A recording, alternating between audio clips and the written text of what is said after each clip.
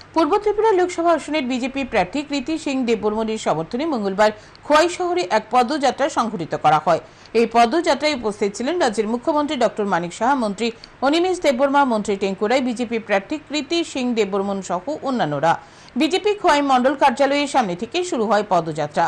পদযাত্রাটি খোয়াই শহরের প্রাণকেন্দ্র সুভাষ পার্ক বাজার পরিক্রমা করে পুনরায় খোয়াই মন্ডল কার্যালয়ের সামনে গিয়ে শেষ হয়। এই দিনের পদযাত্রায় বিজেপি কর্মীদের পাশাপাশি সাধারণ মানুষের উপস্থিতি ছিল লক্ষণীয়, কিন্তু পদযাত্রায় সামিল হওয়া লোকজনদের মধ্যে তেমন উৎসাহ উদ্দীপনা লক্ষ্য করা যায়নি।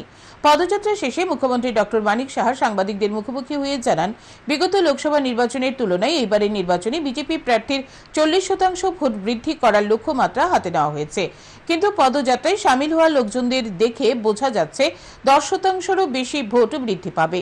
ভোট প্রচারে মানুষের কাছ থেকে ব্যাপক সাড়া পাওয়া যাচ্ছে। ব্যবসায়ী থেকে কর্মচারী সকলেই বিজেপিকে সমর্থন করছে।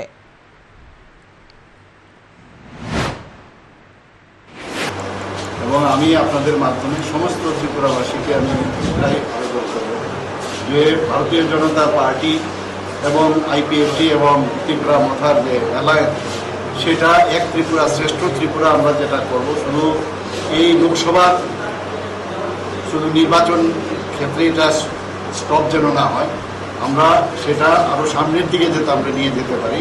এবং মানুষ চাইছে যে ত্রিপুরাতে একটা শান্তি স্থাপন হোক, আমাদের শান্তিতে থাকতে চায় সবাই।